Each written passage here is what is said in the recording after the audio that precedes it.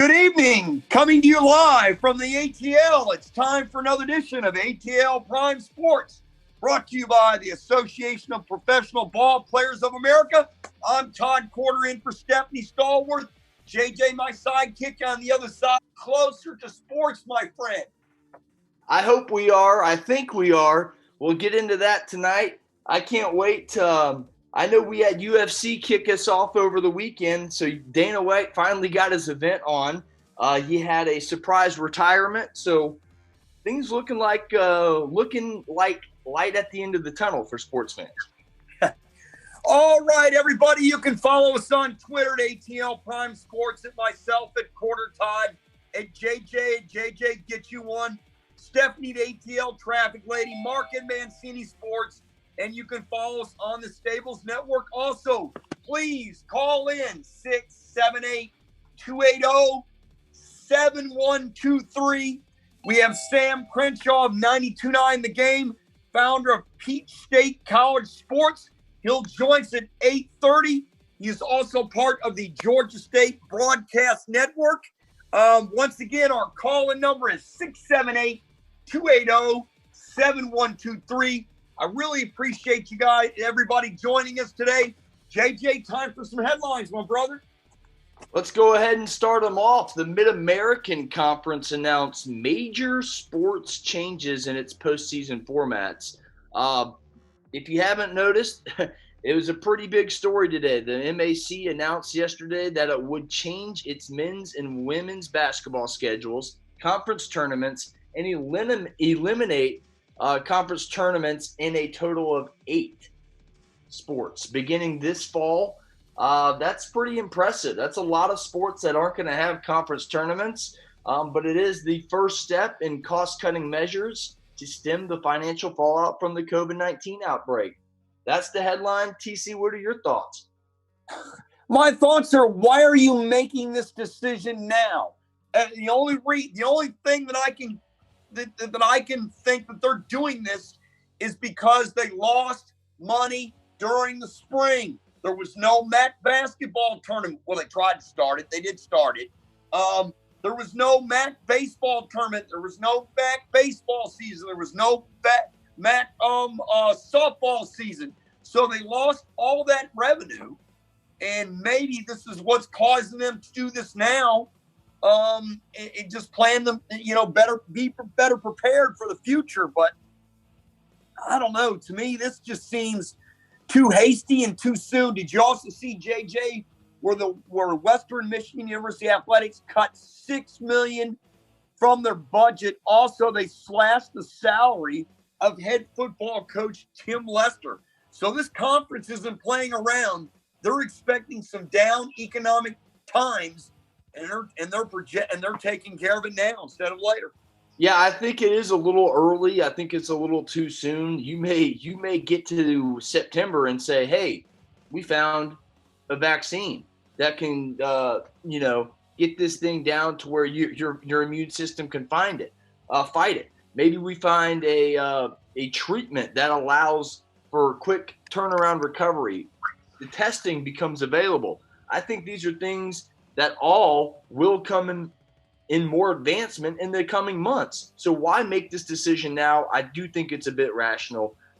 Headline number 2, NASCAR, the second sport to return, will be coming back this weekend. My thoughts?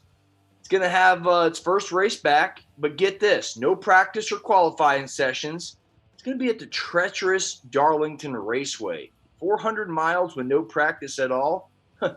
7-time Cup Series champion Jimmy Johnson said it's going to be nutty, to say the least. He said that on ESPN's Marty and McGee. This is going to be his final year as NASCAR gears up for 4 races in 11 days. Pretty big news. What are your thoughts, TC? My thoughts are, bring it on. I never thought I'd be this excited for NASCAR. I'm not a gigantic NASCAR fan. Wayne, one of our listeners and callers, is. I'm thrilled for him. I'm thrilled for everyone that's involved with NASCAR, and I'm thrilled for its fans. And I got a headline for you, JJ. It just came across not long ago. It has to do with Winder Barrow Speedway. It's going to reopen this weekend on Saturday get this, my friend, with masks, no mask, no entrance. They have capacity of 1,200, right? They're expecting 1,200, a sellout, social distancing. They're not worried about that. You come in with a mask, you sit down. Guess what? The sheriff in Winder, Georgia, they gave the town the okay. And you know what? They're going to have the Winder Barrel Speedway this weekend reopening. What do you think of that, man? Hey, I think it's great. Like I said, I mean, you mentioned it. This virus isn't going away anytime soon. Most experts think it's going to be like the flu. It's going to be an outbreak every fall, every winter. So if that's going to be the case, you might as well start getting used to it. I know it sounds harsh, but it looks like this may be the new norm. We may be seeing an outbreak of the COVID-19 every fall and winter, and it may take some lives. So we may need to get our immunities built up to this type of environment in the near future. So NASCAR's doing it. Here we go. Winder Barrow's opening up its local racetrack here in the Atlanta area, which is be fun for the local families. So I think it's great. And you kind of mentioned it. I don't know why NASCAR ever really even shut down. They're a car length apart from everybody. Even when you're 2 inches away from each other, you still got a car barrier in between you. So I think it's okay for NASCAR. I think racing will be all right. I think it's as long as the weather stays above 75, 80 degrees, everything will be all right as well. JJ, you mentioned why did they shut down? They shut down because of all the people in the pit crews and all the close contact and the media and everything else. I think that's the reason. Sure, but I think they could have gone to this format a lot quicker with no fans in the stands, things like that. Right, but you got to remember when they made the decision at the time, we know an awful lot about this virus than we did back then. It was, shut it down. That's the way to go. So anyway, let's go on to our next headline. Yep, third and final headline of the night, the NFL 32, all 32 teams agreed to raise the debt limit for each team. The NFL did. This is a big deal. I want to get your thoughts first, TC. Man, this year, this will get your attention. The NFL will lose about $138 million in revenue from tickets and game day fan spending each week without fans. Think about that. Holy smokes, no wonder they decided to do it. You know why? Because they don't think they're going to at least have the beginning of the season. If they have a season, they're not going to have it without fans. They pretty much anticipate that already. That's called covering yourself by raising the debt limit. Yeah, the NFL and its club executives definitely agreed on a proposal to raise the debt limit for all 32 teams from $350 million to $500 million. This is an agreement to a response for financial uncertainties to this COVID-19 pandemic. So you expected this. You expected something like this, but to $500 million. You mentioned it. The lack per week. Well, you mentioned close to $150 million per week. I think it tallies up to over $2.3 billion at the end of the year per team. When you go to all 32 teams, it's a lot of revenue lost. So you got to be prepared. I think it's just a preparation. I think right now it's a big story, but come October, November, if we haven't had football, this is going to be like, look what they did to save their butts. So this is going to be a good move. I think NFL execs and club owners, hey, pat yourself on the back. You may have put your league in the forefront before you even know you had to. All right, caller 678-280-7123. We'll go ahead and we'll take a caller after the first topic. We'll take a caller 678-280-7123. Let's go to the first topic, JJ. ESPN's Paul Feinbaum expects the start of the college football season will be delayed. What do you think about that? Wow. With the recent announcement that we got from the California State University system that fall classes will be held primarily online, that's where this speculation came. In 3 schools, San Jose State. So those 3 schools do play football, and it is a big deal. And this no students on campus, no football games notion, a lot of the Pac-12 thinks that might be the case. That's where you're also hearing a bunch of other things around the league. And maybe we'll play. Some conferences will play. Some conferences won't. So I think with all this instability going on, I do think now I do think there will be a delay to the college football season, because I think look, there's a Pac-12 USC game very early in the season. I think it even opens it up with Alabama and Southern Cal playing. Big time matchup, big time dollars on that game. So this is a big time deal if the California State University system it doesn't go on it. So you'll see, and obviously USC isn't on that, but other schools are. So it's going to make a difference. I can't wait to see what goes on, but I do think the college football season may be delayed a little bit. JJ, the schedules all intertwine with all the 5 major conferences. You just mentioned it. USC, Alabama, playing in September. These guys are all linked together. You've got SEC schools playing Notre Dame. You've got Colorado schools playing Notre Dame, and so on and so forth. Now, does this mean they'll start the season late? I'm not sure. A lot can change between now and then. I think it's, again, too soon to predict what is going to happen. It's just too soon. Now, if these players are not practicing, because it takes 6 to 7 weeks to get ready for the season. So if they're not practicing by mid-July, then yes, the season's going to be delayed. A lot can happen between now and mid-July. This pandemic, if it gets better, then yes, they'll start the season on time. But, you have every governor in every state, like in California, the governor in California is going nuts. The mayor in LA County is going nuts. We're not going to have school in the fall. We're going to shut down LA County for 3 months. Why are you looking that far ahead?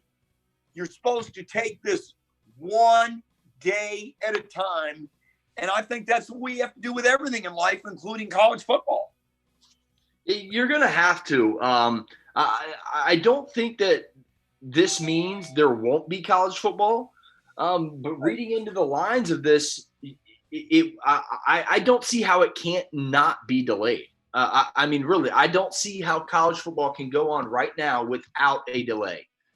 Just there's too much uncertainty between too many conferences. And when you have that, and Greg Sankey even said it, he's a very powerful SEC commissioner, if you didn't know. We'll talk about him a little bit more later on in the show. But he went on a radio station and basically says, we got to stick together in this. The Power 5 does. So I think, and we'll talk about that later, but these decisions are going to come across in the near future. I agree with you, TC.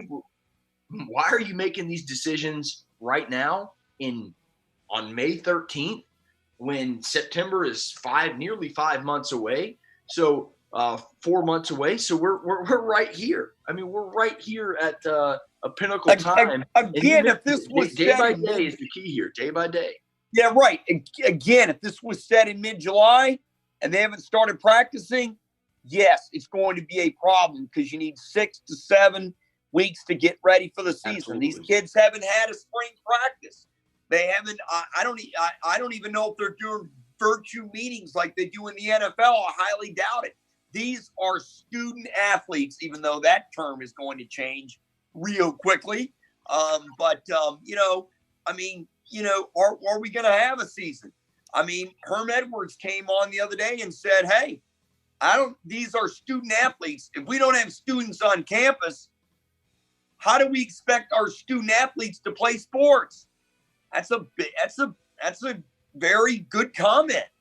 So I think the decision will be made among the presidents of the universities and the conference commissioners. They're the ones that are going to make the decision whether each school or each conference is going to play football in the fall, or if it's going to be delayed. And a lot will go into this, whether it's states opening, whether it's classes being held or not, whether it's money, whether it's TV contracts, whether it's, hey, you know what? If we don't play football, our school may falter to exist for every other athletic facility out there because football brings in so much money. Those are going to be very key factors. And like you said, luckily, we aren't talking about this right now, and the calendar month is July. It's May. Let's let it play out day by day. AJ, think about this, my friend. Think about this. Say you and I have a son, and he's going to play football, just say at the University of Notre Dame this fall, and it's his freshman year. And say, you know, do you let him go? Are you afraid to let your kid go? I mean, you know, are you afraid to let him go and play football even though there's no students on campus? I mean, there are so many ways that, you know, things have got to be done. They've got to be done, you know, legally. These schools and these conferences are going to have to cover themselves legally before they let any of these kids on campus. Because the parents, if their kid gets sick and something happens to that kid, they're calling an attorney. Yeah, so there's a lot of factors here. And there is, and I'll wrap up with this. I know if it comes down to the student athletes themselves, they would, and I'm not going to say the source's name. I know an athlete right now that's training an Auburn running back currently, personally. He says they're ready to suit up and go right now. Right. If they could sign a waiver and say, let's play, they're itching to go out there and compete. They're itching to go out there. We're supposed to have summer football already, spring football already behind us. You're supposed to be knowing where you are on the depth chart going into summer workouts right now. That's behind everybody. Nobody has that opinion. So your depth chart's wide open right now. So I know personally college athletes are itching at the gun to get back. They're chomping at the bit. So if it comes down to players and a vote, I think the players would vote yes. And maybe that would put some spin some heads. Maybe they have some power in this. But these are conversations that we'll have down the road. No doubt about it. 678-280-7123. Let's go to the phone lines. Let's go ahead and go to the Association of Professional Ball Players of America phone lines. And let's go to Terry in the ATL. Terry, welcome to ATL Prime Sports with TC and JJ this evening. Yes, I have a comment about the Mid-America Conference in general and some of their budget cuts. And I also saw where the University of Akron eliminated 5 or 6 colleges. Universities in the country, they're expecting a major drop in enrollment about 2 years from now. There was a dearth of children born because of the last financial crisis ending in 2008. So the number of high school seniors is going to drop dramatically. Maybe it's 20-25%. So some of those schools are probably getting ready for that. As a follow-up to the Mid-American Conference, if you look at that conference, where those schools are located, you look at their enrollment, the type of schools that they are, and the attendance, what they draw at a typical football game, that whole conference should be swept into the FCS division. It should. They can't afford all those 68 or how many scholarships that they have in football. It's eating them alive. So I wouldn't be surprised if you'd see the entire MAC go into the FCS division. They simply can't afford it anymore. And some of those schools, some of those schools are not any larger than, there's a conference that's right next to them there. That's an FCS conference in Missouri Valley. And those schools, enrollment-wise, aren't much difference than than the Mid America Conference yet. And so I think an FCS school gets, is it 44 scholarships or 66? And the big boys get 88. It's something like that. I mean, I think you're right. I think it's 66 and 80. Yeah, they get 2 more units. They get 2, one offensive unit, one offensive unit, one defensive unit. So that you got to put scholarships. They're expensive to do that, and you have to have more coaches. So I think you're going to see some of that. I don't think you see your schools drop football. But you look over the years what the Mid America Conference's schools, what they draw in football. It isn't that great, guys. It isn't. And so in the enrollment wise and the type of programs that they offer, they should be in the FCS level anyway, I think. So look for that. Don't know if it's going to happen or not, but they're just not the size of some of the schools. And when you to buy 22 scholarships for each student, and you've got to pay the tuition has to come out of the athletic, but it's about $20,000 a piece. It's not cheap, The athletic department has to pay for those scholarships, so it's getting tougher and tougher to do that. And you're going to see some schools drop football in the next few years, or go down to Division II. Or something like that. It's going to happen all over because a lot of schools just can't afford the sport. Well, Terry, I hope not. I hope that they don't drop football. I hope that these financial changes the MAC is making will allow them to stay in D1 because there are a lot of good MAC players that go to the National Football League. There are a lot of good MAC teams that give Big Ten teams a run for their money and other Power 5 conferences, especially at the bottom level teams in each conference. They give them a run for their money. And I know the MAC team has beaten a Big Ten team in non-conference play every year for the last 5 or 6 years in a row. Eastern Michigan was almost a program that almost lost football, and they've become really respectable. They took Pitt down to the wire in the bowl game there in Detroit in December. So I'm hoping that the MAC stays around. The quality of football is D1. We'll have to find out and see. Terry, we're almost out of time. Do you have any other questions or comments? No, that was it. It's just my familiarity with the Mid-America Conference and the Midwest in general, and I can see some of this stuff happening. I mean, especially with the drop in enrollment that's headed their way. It's possible. You're right. And with everything that's going on, JJ and I said, let's just take it one day at a time. Terry, thanks so much for calling this evening. Welcome. Really appreciate it. You take care of yourself and you stay safe out there. I know you're going to be a grandparent very soon, and congratulations to you. Thank you. There you go. Yes, sir. That was Terry from the ATL here on ATL Prime Sports, 678-280-7123. I love Terry's thought there, JJ. Let's go ahead and go to the next question. Looks like the Paul Feinbaum show is going to be a topic here today again, as Feinbaum thinks that the Power 5 conference will be looking for reasons to break away from the NCAA. JJ, what do you think?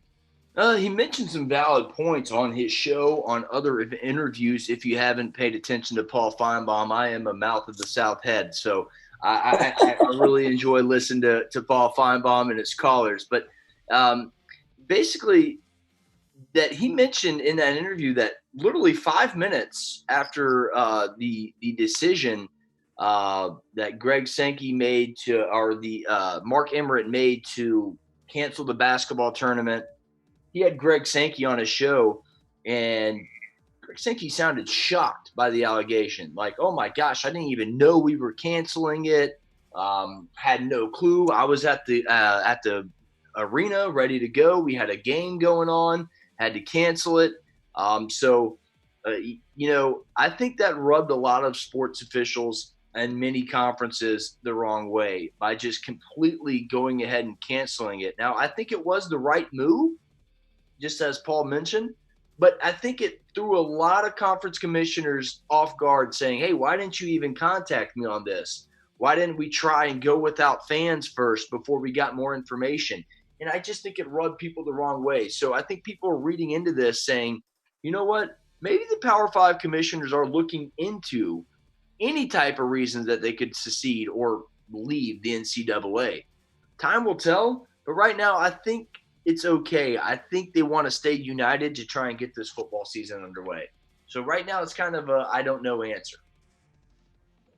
Well, when you talk about Emmert, honestly, I think the NCAA is probably going to have to replace him if they want to keep the NCAA afloat, because the NCAA is no longer in the power that they once had.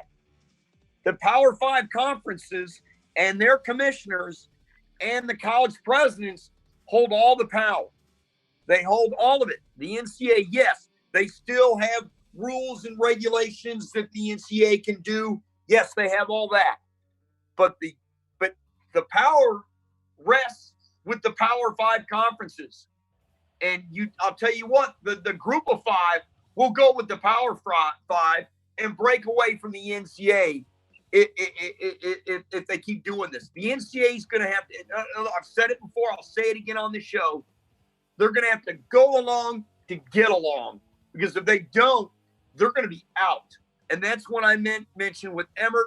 Maybe replacing him with somebody else will allow that to happen. But right now, they hold all the cards. I mean, like you said, the SEC Commissioner Sankey, he was very upset. He didn't even get a phone call. He found out like you and I. Oh, by the way, the NCAA, all the conference tournaments are canceled. No, by the way, the NCAA tournament's canceled. And oh, by the way, there's no more spring sports. You're sitting there as a conference commissioner, JJ, and what's the first thing that comes in your head? Say you were breaking up. You're Greg Sankey, and you heard Emmert tell everybody. You heard him first thing, what is in Sankey's head when Emmert said, you know what? Conference season's done. No conference basketball tournament, no NCAA tournament, no spring sports, no nothing. Betrayal. That's in Sankey's head is, where's the money? Exactly. Betrayal. Backstab. Where's the money? And it was like you said, they made the right decision, but they didn't call everybody. They made it in haste. And to me, when you make a decision in haste, you're going to tick off your partners. And the NCAA ticked off its partners, being the Power 5 conference. And oh, by the way, the group of 5 and everybody else. Just think about it. D2, D3, 1AA. Nope, sorry. No more sports. That's it. We're done for the calendar year. I made the decision. I didn't tell anybody. I felt I didn't need to. I'm in charge. It's my way or the highway. And guess what? Those Power 5 conference commissioners, they weren't liking it. Neither was the group of 5, and neither were the presidents of the individual universities. Yeah, and like I said, just in my opinion, when an SEC commissioner is shocked by the sudden ending of a season, you know that Mark Emmert's not in touch with those Power 5 league officials. And you cannot, I mean, the expression, and I remember the interview because I remember watching it that day and I talked to you about it. His face was, whoa, you got to be kidding me. This is a pretty big decision to not let a conference commissioner know, and especially a Power 5 conference commissioner that provides quite a bit of moolah on that SEC tournament, like you said. So I think he just rubbed officials the wrong way. And you're right. We talked about it last week. Does there need to be a czar for each sport in college athletics? Just college football needs a czar for sure. Maybe each sport does. Maybe I don't know about that. College football makes all the money. All of the other sports can't survive without college football, except for men's college basketball. We've got Sam Crenshaw on the line, founder of PeachStatesCollegeSports.com.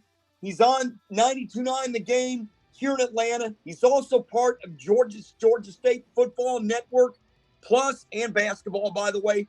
Plus, we broadcast college football games on Flow Sports for the SIAC conference. Sam, welcome to ATL Prime Sports with TC and JJ.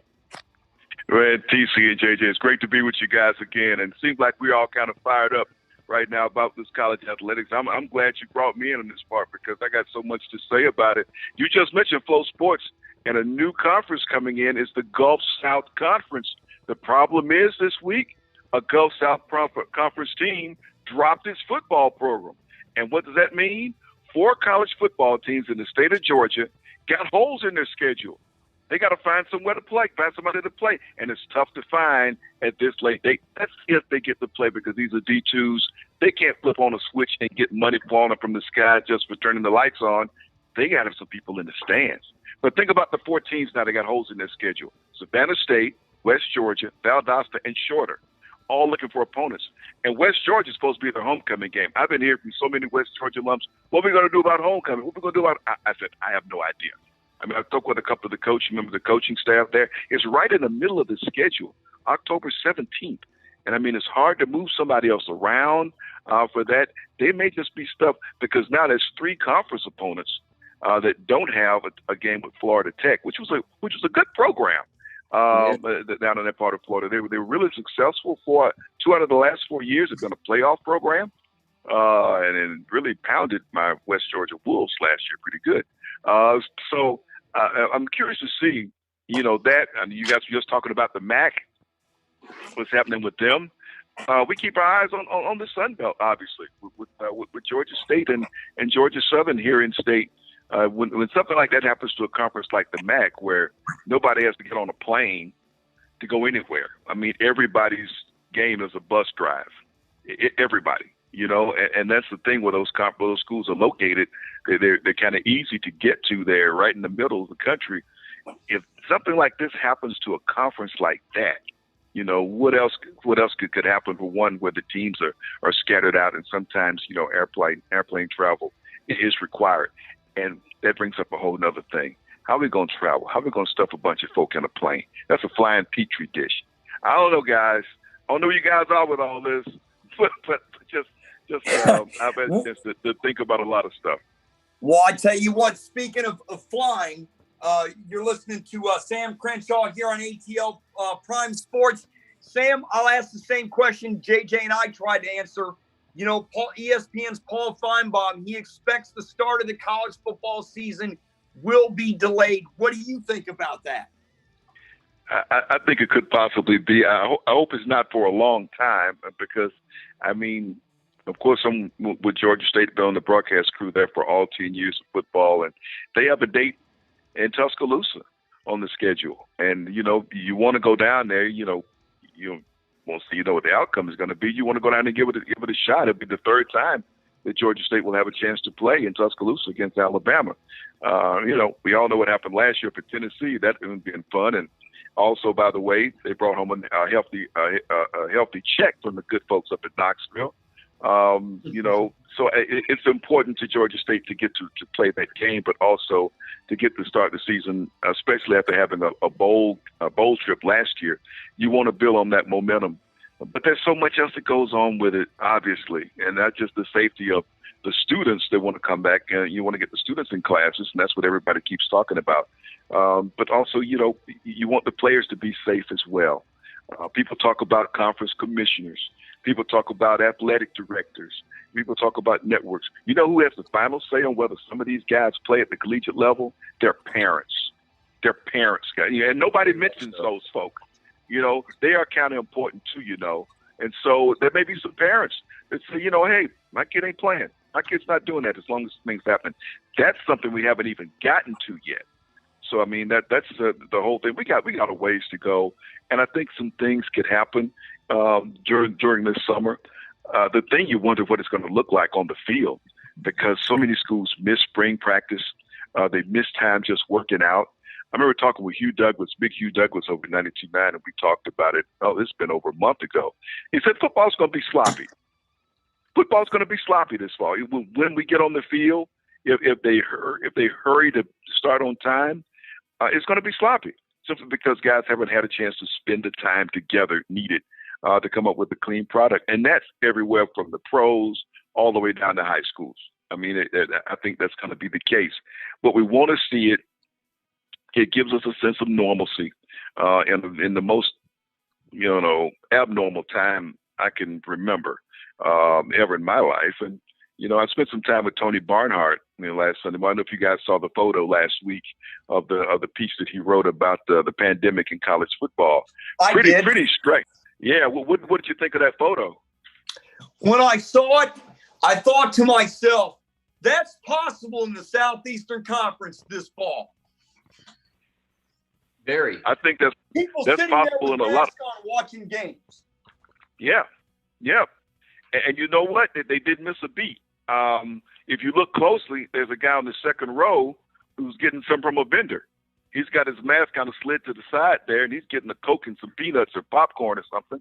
And but this thing, and the thing I wondered, and I haven't seen anybody say yet, if wearing those masks was strongly encouraged, if it was mandatory, or if it's just something that they did because almost 700,000 people died in this country due to Spanish flu.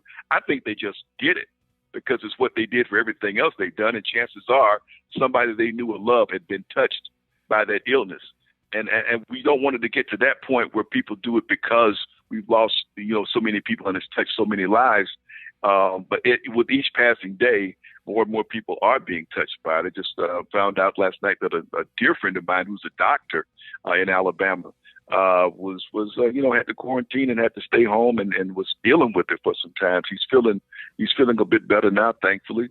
But if you haven't had someone that you care about and love touched by it, just hang around the way it's going. We hope not, and we pray not. But that's just the depth and the width of what we're dealing with this virus. And we want to try to get some sports going. We want to see some baseball going. We want to see will we get this NBA season? We're being robbed of one of the great stories that could have been in the NBA, whether or not the Lakers could win the championship and honor Kobe Bryant. That's been taken away from us. So many things that we've missed during the last couple of months that we won't get back or possibly not. But college football is always the thing that the start of the school year, and when we get to September, it's a thing that we look forward to, and it's something that we really need right now as a country, and along with needing to have employment and having work, because that brings the other thing. We want to go to games. People have lost jobs. Who got money to buy tickets? You're listening. Go ahead, Sam. I'm sorry to cut you off. No. Go ahead. I'm just those are to me those some things that people may not have even thought about. You're listening to Sam Crenshaw right here on ATL Prime Sports, founder of PeachStateCollegeSports.com. Sam, good to have you back on. We're going to stick with college football here. You're a play-by-play guy. What do you think the chances? There's these rumors flying around. Paul Feinbaum said it and danced around the topic on his show. What do you think the chances that Power 5 conferences will secede or break away from the NCAA? Do you think that's possible? I don't know if they'll do it at this time. Some people will say we're on our way to that happening anyway, but I don't know if they would do it at a time like this. I think right now the time is to try to be as cohesive as possible, and the other things we're dealing with. I mean, we look at a state like California. If nothing else flies out there, what happens to the teams that are in the Pac-12? What happens to those guys? You got half your conference in the state of California. You're going to play conference schedule without those guys? Yeah. And that's the thing to get everybody, the previous caller was talking about the tournament time and shutting down the NCAAs. Well, Duke said they weren't coming. And Kansas said they weren't coming. You ain't going to have the NCAA tournament without Duke and Kansas. So, I mean, that you know what I mean? So that's the thing. There's certain other elements that are out there. Yeah, they're part of a conference, but you also got some individual and just board of trustees, board of regents, other people that folks have to answer to. I think a lot of people think that athletics at most universities do kind of govern themselves. They do have their own little that they do and kind of supervise themselves. But believe it or not, there are some people that they have to answer to. And I think a lot of people are, if they're not having to deal with that in the past, you're going to hear that now. that there's some other people that it has to go through before people just get out and play games. I was listening to Fine Bob's show, and he said that to somebody one day, and the phone went silent. It's like, really? This guy has no idea that, before they can go play ball, it's got to be cleared by some other folks, and that goes for Nick Saban and Dabo Sweetie and everybody else. There's some other people that call that shot before they get to go out and play. You're listening to Sam Crenshaw here on ATL Prime Sports, part of the 92.9 game crew, Georgia State broadcast crew, and et cetera. Sam, let's have some fun. Let's talk about the Falcons. With the additions of Dante Fowler, Todd Gurley, and Hayden Hurst, you expect the Falcons to become contenders in the NFC South, because everybody's saying it's a two-way race between New Orleans in Tampa Bay, now Tampa Bay. Yeah. Or do you expect them to be a contender not only in the South, but do you expect them to be a NFC conference contender along with it? I expect them to be a playoff contender. And once we get to the second season, let's see what happens. I've looked at the schedule, and it's brutal. It is simply a brutal schedule. So staying healthy, obviously, is once again a big part of what we have. You look at the Falcons offense, potentially they can put a starting lineup that will be 11 first-round picks on that offense. So you feel like you're going to score some points. I think they did the right thing and the smart thing during the draft to shore up some things defensively. The thing of it is, you got a lot of youth you're going to be counting on to come in and do things. And this is not the usual kind of season. Usually now we got rookie and free agent camps going on this soon after the draft. That's not happening. Usually those guys are getting in and getting those reps in that environment with their position coaches, getting prepared. They're not getting that. And so you're looking at a guy like A.J. Terrell, who's going to be back there, and you're going to count on him to step in and do some things. And everybody goes back to his last game. The guy had a great career at Clemson. Everybody goes back to his last game and what they saw happen there. The whole body of work tells you this guy is a quality player, and he's going to come out and work. Plus, he's a local kid. He's a hometown guy at Westlake High School. So there's an awful lot of pride in what he's going to do. He's going to work his rear end off to achieve and play well here in front of the hometown crowd. But still, even with that, that's it's a lot of inexperience. He's going to be thrown into the fire along with not just him, but all the other rookies, Tua down in Miami, whoever, because they're not getting a chance to come along into the game the way they normally would. And so that's the thing you wonder about when it comes to some of the youth that's going to be on the defensive side of the ball that the Falcons are going to want to go out and go to work. But I think they did some great things in the draft. They also made some great pickups for some more pass rush, which is obviously something we need. And I'm just not buying the stuff with Tampa Bay. I'm really not. I'm glad that the networks feel like they're gonna put them on and give them a bunch of primetime games. They're going to have a lot of. I love to see the egg on the face of the network execs when those guys don't live up to what people think they're supposed to do, simply because an old Tom Brady has come down there. And my thing is, I hope they have a line that can protect him the way he had him at New England. I think he gets hit this fall. That's what I think. And he didn't get hit very much at New England. And that's the difference that he's going to see. And I hope we're the ones doing some of the hitting, but we won't get to hit until back in the back end of the schedule. Who made that up? We don't see this guy to the back end of the schedule, man. But I think the Falcons have a good chance. And when we do a 9-7 this year, I'm happy with that. That gets us into the tournament, as they say. And that's all I want to see him do. I want to see him get in, be healthy, and get into the tournament and see what happens. Yeah, I'm with you on that scheduling there, Sam. I'm tired of playing the Saints twice in 3 weeks. I think that's the third season in a row we've done that. So I'm getting tired of the Saints so close and back-to-back to each other. Give me a Saints in Week 8 and a Saints in Week 15. Come on. No, we're getting them right at Thanksgiving time. Right there. Yeah, I'm right there with you. That's a tough schedule. You're listening to Sam Crenshaw right here on ATL Prime Sports, friend of the show. Sam, I'm going to switch it over to baseball. A lot of the latest proposals in the 82-game schedule. Do you think that helps or hurts the Braves with their rotation and their depth? Well, I think everybody's going to have more depth now because I believe they're going to expand the rosters. And you're going to almost have to. Your pitchers are going to be worn out. You're going to go, and whenever you get to start this spring training too, you're going to go in, and you got to bring those guys along gradually. You can't just throw them out there and say, hey, let's be ready in a week. Let's be ready in a couple of weeks. And then you're going to be on pitch counts with these guys. Nobody's going to go out there the first game out and throw 7, 8, 9 innings.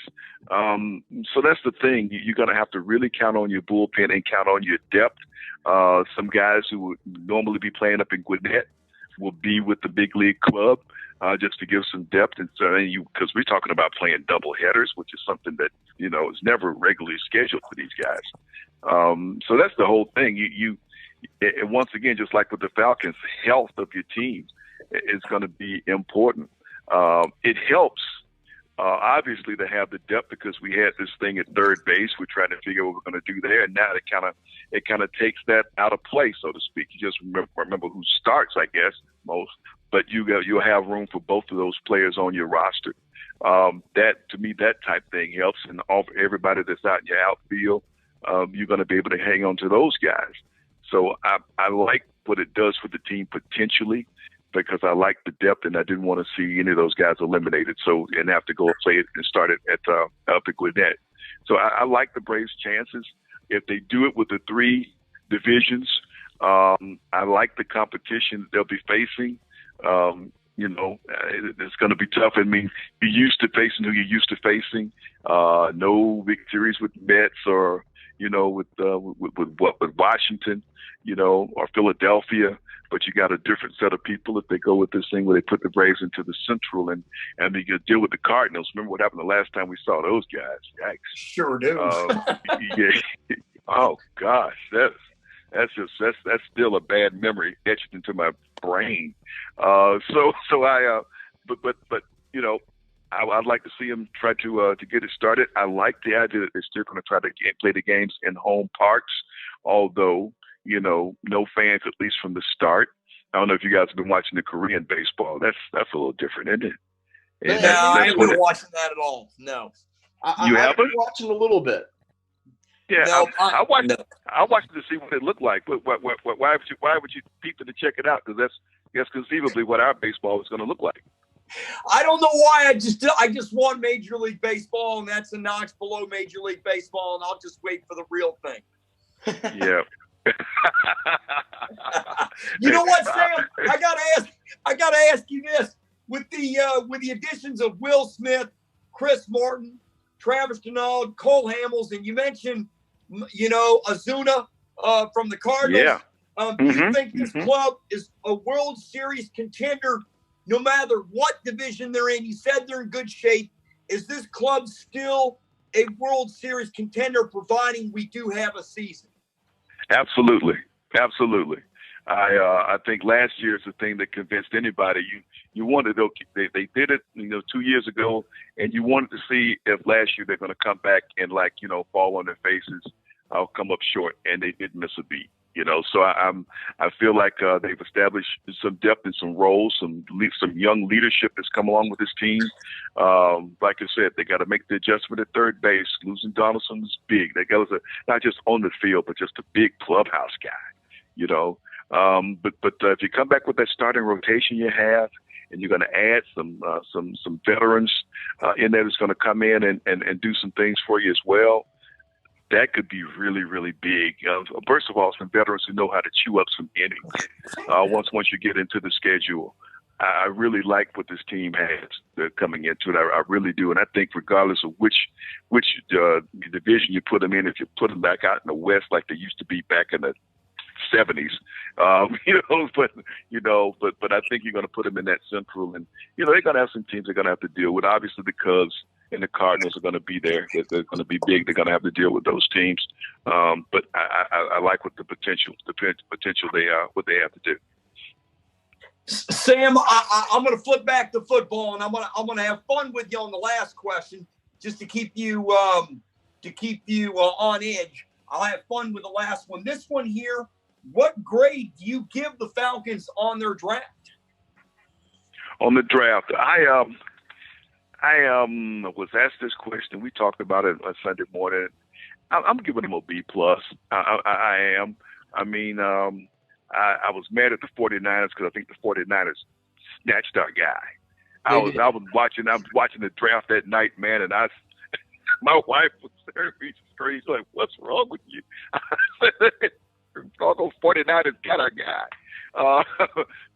But I'd say still managed to get someone I think who's going to be great on the line, on the defensive line, who maybe felt like he should have gone early, and hopefully he comes and brings a nice chip on his shoulder. I hope he does. So I feel good about what they were able to do. Some draft with some knees, and I'm looking forward to see him just get them through the gate, get them working out, and whether or not the media can come to see. That's the other thing about all of this. Where's the media fit in? Are we going to be going in the locker rooms? Probably not. They're not anxious for us to come in. If they're going to have a controlled environment, they're not anxious for us to come in there. They don't know where we've been. So, I mean, that's something else, guys. And, you want to figure out something that's going to be the next big thing. Figure out a way for access. I'm looking for you guys to come up with a way to do this. It's a better way to get people more access. Because when sports comes back, it's going to be a viewed and listened experience.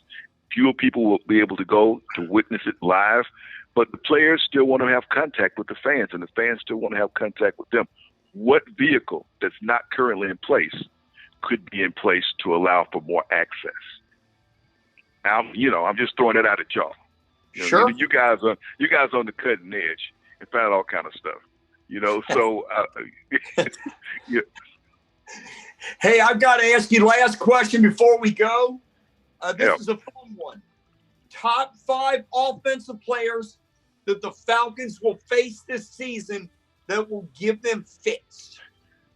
Wow. I mean, that's a wide variety there. It is for that schedule. I've got my 5. I want to hear yours. Woo. Wow. Man. Well, we're going to start with the quarterback with the Chiefs. He's going to be, we're going to start with him. Kick off the season, the quarterback in Seattle. That's he would be on my list. He's the problem. He is. Looking at some of the, there's some guys that you could count. Do you count the quarterback at Green Bay? Do you still rate him? Does he still? I do. He's in my top 5. Really? You think so? Absolutely. He's kicked off. Really? They kicked him off. Really? Now he's going to play even better. Maybe so. But I'm like, I don't know. I don't know if he makes it on there or not. He could. Or the quarterback at Dallas. Nah, you know what? But the running back at Dallas. Nah. Dallas, the running back, so? He's not in my top 5, though, but he's one of them. He's not my top 5. I can't believe you haven't named the one that's really hurt the Falcons the last 2 years the most. Who's hurt the Falcons the most? Oh, I'm thinking, the running back in New Orleans. How about McCaffrey of Carolina? He's hurting him big time. Oh, well, he has. That's my number 1, actually. Really? Yeah, because he's had so much success against them. Yeah, I mean that's to me that's a running back out of the backfield, just like Kamara, and that's the guys. You got a guy that can do that type thing. Yeah, he's a big weapon. I'm curious to see how he works with the new quarterback in place, and I'm impressed with him. I met him when he came to town for the College Football Awards back when Stanford. He was bigger than I thought he was. I was watching him on TV when he played at Stanford. I didn't think it was that big. He's good size. He's a durable guy, and he's shown that he's a force with the Panthers. I don't know if he's enough to make them a contender in the conference, though. I just meant he would give the Falcons' defense problems. They haven't stopped. So yep. And then of course we go down to Tampa. We go ahead and make the quarterback there one of the guys. I did. That's my boy from Michigan, man. You were banging on my boy earlier, man. I was sitting there going, no. Oh, he's gonna get hit this year, man. That's gonna be that's the intriguing thing. That's the intriguing thing. what was the secret? What was the secret sauce in New England? The quarterback or the coach? You know what I mean? We're gonna get to see that this way if we play ball, and I believe we will. We're gonna get to see that this fall. With all his weapons, though, to me, this weapons that Brady's going to have out of Tampa is way better than the weapons he had in New England. But can he still throw the deep ball? He ain't thrown the deep ball since Randy Moss left town. They threw the Super Bowl to Gronkowski against the Rams in the Dome. Yeah, that was such an ugly game. It was. You know, that was an ugly game. But yeah, he did do enough. That was the catch. That was the one pass and one catch that set him up for that one. I'll give you that one. And then Gronk is going to be back down there with him. I don't know if that's a good thing. Or I could see Gronk having some nice parties down there in Tampa, down in Ybor City, and some places. I could see him in Mons Venus. Hey, maybe that's what'll happen. Gronk will party too much down there, and he won't be able to play. They're gonna have to keep their eye on him. That's gonna be Brady for sure. already got lost in the state. Got lost, went to the wrong house. They're gonna have to keep an eye on him too. He got lost, went to the wrong house, went to the park, got stopped by a ranger. Said, hey, really? What are you doing? The park's closed. Poor guys turned around and the Falcons haven't even hit him yet. Just wait, man. We're gonna really give him something to get. We're really gonna give him something to get confused about on December 20th. Just wait. Sam, thanks so much for coming on this evening. I really appreciate it. I really enjoyed our time with you, and we'll have you on the show soon, and hopefully I'll see you this fall doing some SIAC games. Hopefully some SIAC games and maybe some Gulf South games, and just looking forward to having the season go off. And we hope we can everybody be healthy and safe and well. You guys stay safe and stay healthy until next time. All right. All right, you too. God bless you, and thanks for coming on. All right, thanks for having me. Thank you. That was Sam Crenshaw of 92.9 The Game, founder of PeachStateCollegeSports.com. Let's go to the phone lines brought to you by the Association of Professional Ball Players of America. Let's go to Lou in New Jersey. Lou, welcome to ATL Prime Sports. Thanks. All right. How are you doing tonight? What you got for us?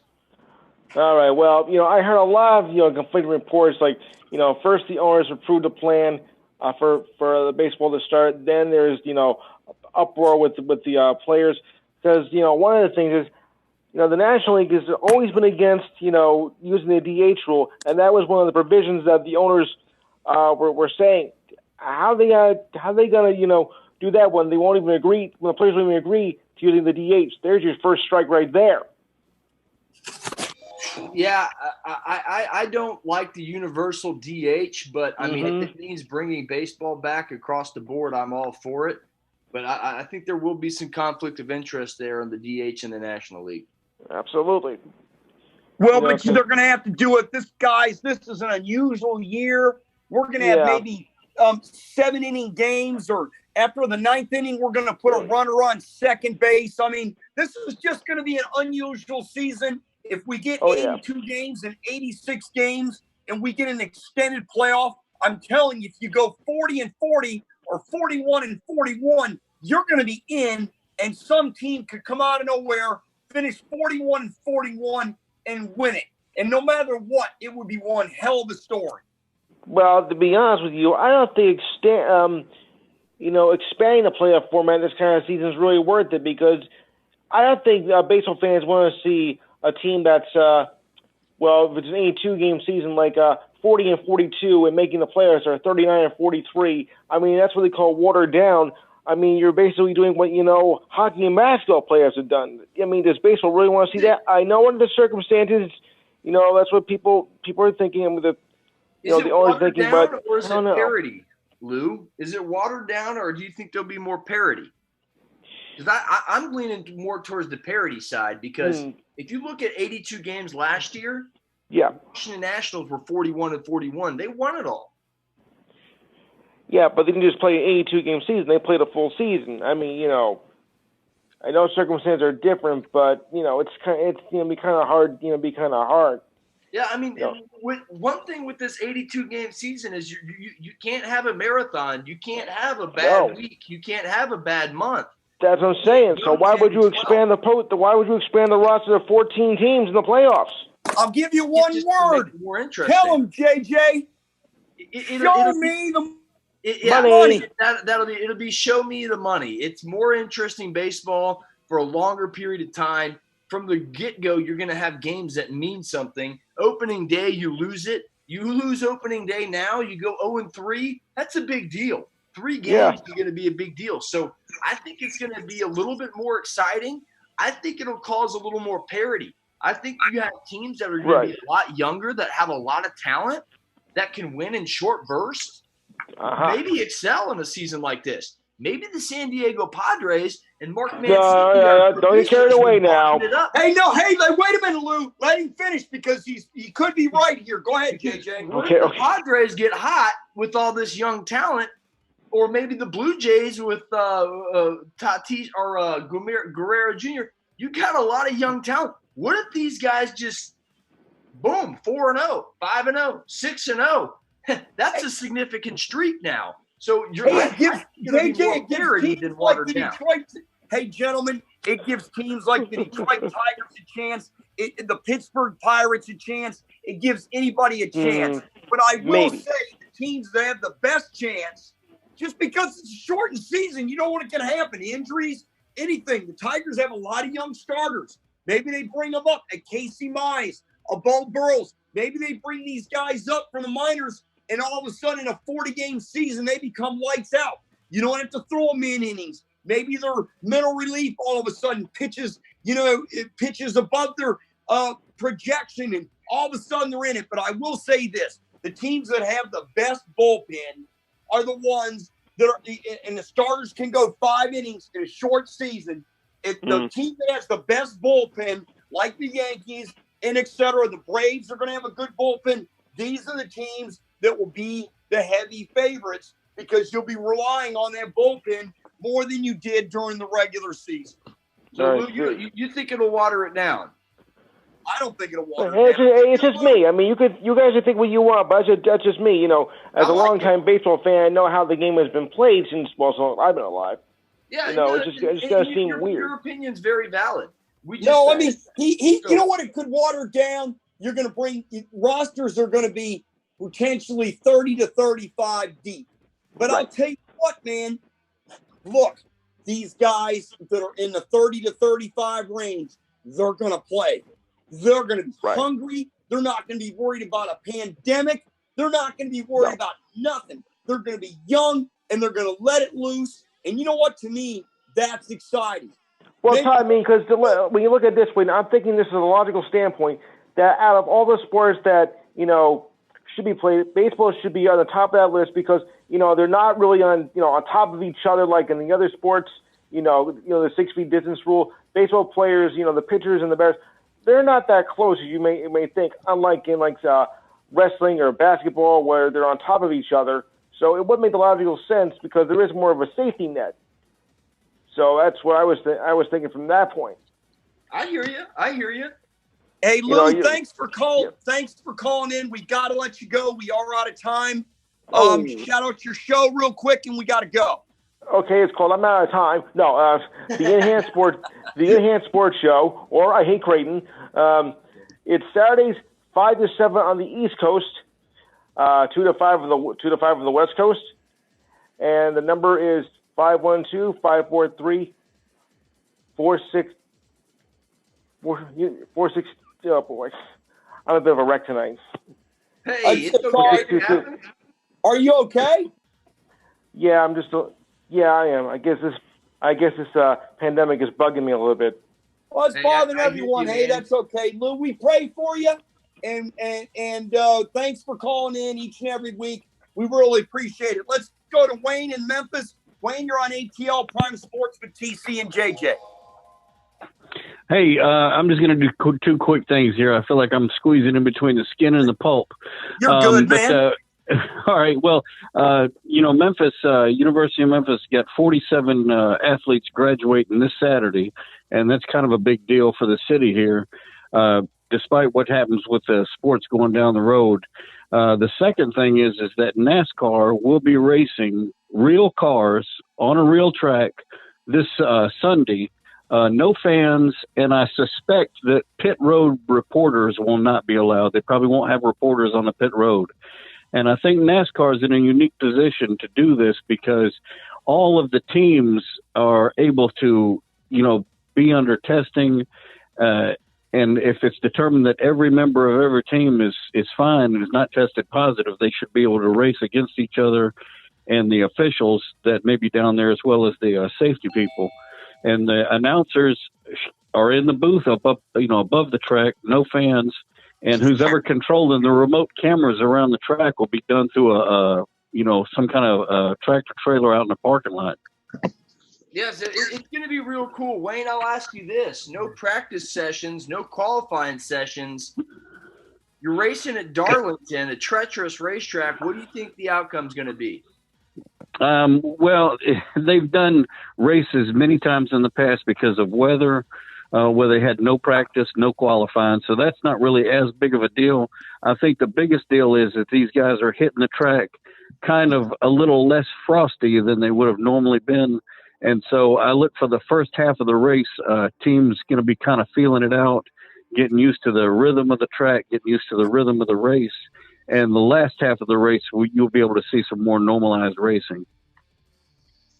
Well, we're looking forward to it. I'll be watching it live from Darlington this Sunday afternoon. NASCAR Cup Series racing, 4 of them in 11 days, sports fans. Wayne, hey, guys, JJ, I'm sorry. Is Darlington, is that in North Carolina? Sometimes my geography goes on me. South Carolina. South Carolina. You know what? I was close. Yeah. Yeah, it's close to the border there in North Carolina, but Darlington, South Carolina is actually one of the older tracks on the circuit. It's been around the longest, and it's a weird shape because it's bigger on one end than it is the other, even though it's an oval. And the history of that track is there was a minnow pond that the guy would not sell his land for, and so they had to shape the track funny as to not disturb the land that minnow pond was on. JJ, do you know where Darlington is? You probably did. I do. It's not too far from Charlotte, actually. Yeah, I'm just a geographic moron every once in a while, and I was there. You know, Wayne, if you want to come to Winder, Georgia this weekend, the Winder Barrel Speedway is reopening Saturday. Get this. With fans, no mask, no entrance, a capacity of 1,200, expect a sellout crowd. And the sheriff in town gave the okay. So, hey, man, you want something to do, drive there this weekend. Well, that's making me want to check Riverside over in Arkansas, just across the river from Memphis. There's a dirt track there, a 5/8 mile dirt track. Really? Pretty famous dirt track. Yeah, and if they're open, heck, that may be something we want to go there and look at. Of course, Let me know next week if it really is open. I want you to tell me about this dirt track. We got a minute. Tell me about it. Well, the dirt track out there, it's got kind of it's a really weird surface. They call it a gumbo surface. And if you ever go to a dirt track race, you're going to have goggles on to keep the little pieces of mud and stuff from getting in your eyes while you're watching the race. Oh, because wow. Those guys, so you're that close to the fans are that close to the stands then. Right. And those cars are open wheel cars.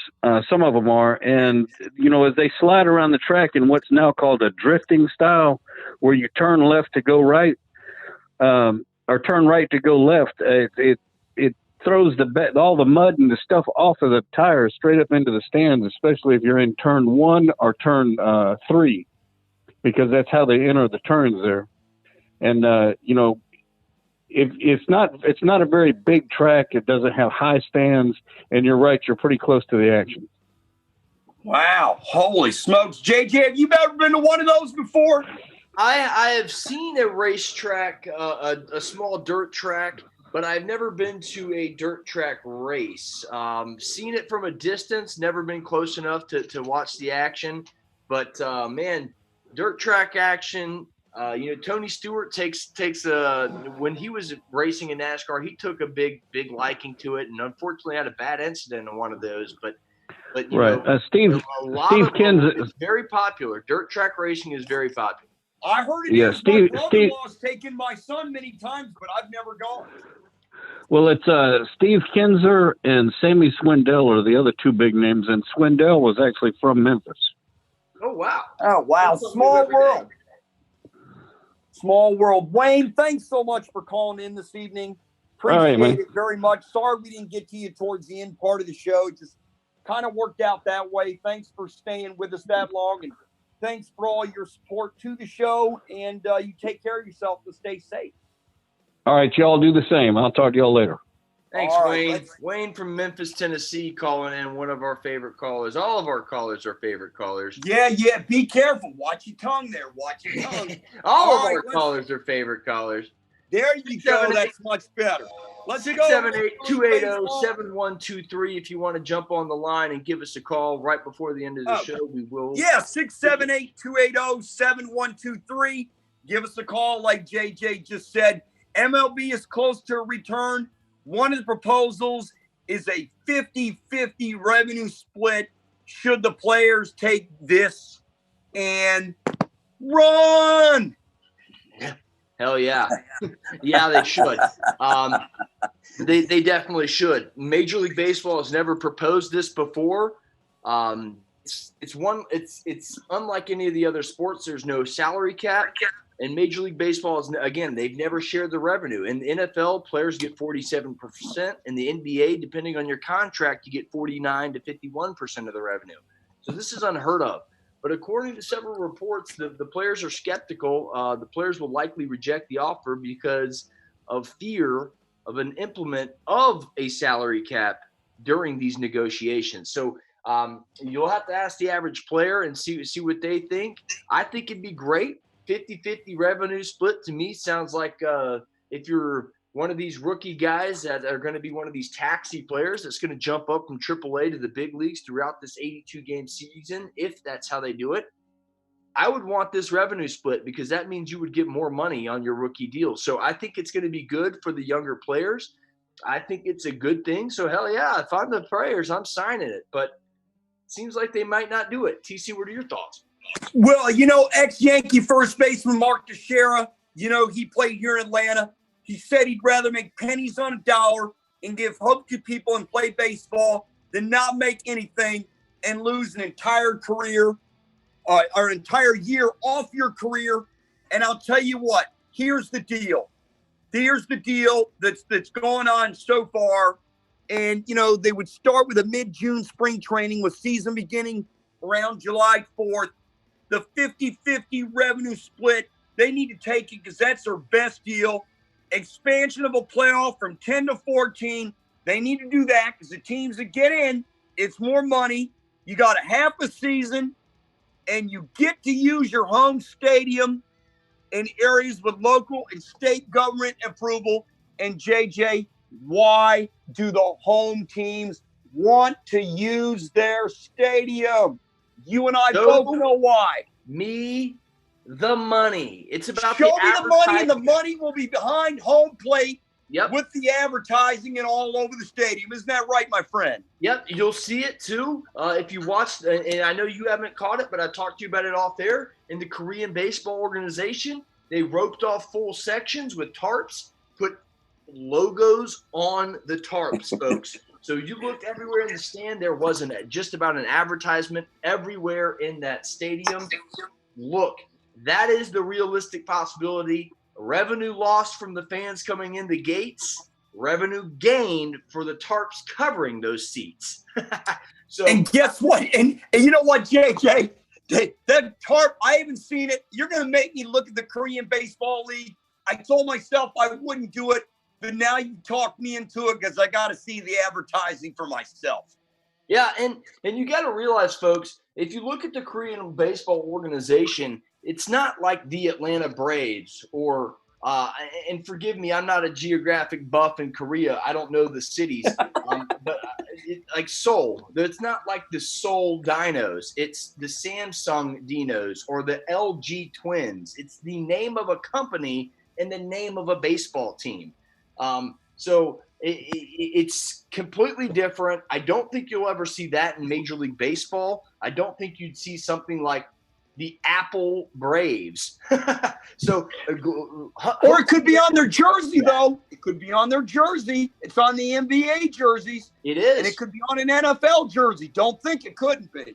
Oh, I know it could be, but I just don't think the cities would ever sell out their names for advertisements. I don't think that would ever happen in Major League Baseball. We're going to find out. You know what, though? Here's the deal the players need to think about. There's no way that the MLB, here's the deal. Their position is they'll lose more money if they play games without fans and pay prorated salaries than if they don't play at all. Thus, the owners are saying they will not prorate the players' salaries. In other words, get it out of your head. This is the best deal you're going to get. If you don't do it, there's no season. Let's go on to our last question of the night, our last topic. Would Major League Baseball benefit from playing an 82-game shortened season or just wait till next year and scrap the season, JJ? That's a tough question, but I do think it would benefit more to play an 82-game season, like Teixeira said, than to miss out completely on a year of your career, on a year of earnings. For what? Go ahead and play the 82-game season. I think each game's going to mean something. It is. 82 games with or without fans is better than 0 games to me, period. You know what it reminds me of, JJ, if you don't mind me saying? Go ahead. It reminds me of an NFL season. You better get the hell out of the gate. You better get out of the gate good. You go 0-7, you're in trouble. You're toast. Yeah, I mean, Phillies manager Joe Girardi said it best, just to piggyback off your point there, Todd, TC. A bad month, no way. You can't afford it in a season like this. Wow. You're right. You can't. So, I don't know, man. I mentioned with Lou, I really think an 82-game season would bring a lot of daggum excitement, a lot of parity. You and I both think Mancini is nuts for picking the Padres to win the West. Now he's not. He's not. No, exactly. He would be those young guys have nothing to lose. They got the second most stacked young franchise and farm system in baseball. If those guys, you get 20 taxi players, you may see a guy like Drew Waters, Christian Pache for Atlanta be significant factors in an 82-game season. This is going to be exciting. I think it'll bring parity to the game. I think the teams like Miami and the Marlins are licking their lips at this and just saying, wow, this is a great opportunity. 82 games for my young franchise to go out there and show them everything they got. This could be the start of something new for baseball. Personally, I think this is great. I think it'll bring more parity. I think it'll be the most exciting baseball season since we all know the probably most exciting baseball season in the recent history was that 98 season when you had the home run ball. You had 2 good teams, and the Braves and the Mariners that year winning over 100-plus games. That was a great season of baseball. Very exciting, down to the wire. 82 games in 2020 would be exciting. It all comes down to – it's all going to come down to whatever the season is. Does Major League Baseball believe they can acquire an adequate testing, enough testing to make this work? Because without the testing, they're not playing, and they got to make sure that when they do get the testing, it's enough for the rest of the public. We're out of time. That's it. I want to thank Sam Crenshaw of 92.9 The Game for coming on the show. I want to thank all our callers. I want to thank you, my partner. I want to thank Breck in San Francisco. And I want to thank you, the listener, because without you, the listener, we would not have this show on ATL Prime Sports. Tomorrow at 4 p.m., special edition of ATL Prime Sports. It'll be myself and Vasu Vanapari of Fox Sports join in from 4 to 4:30 p.m. Here on ATL Prime Sports. For myself, for JJ, for Breck in San Francisco, have a great evening, everyone. Same time, same place next Wednesday night. Get you one, folks.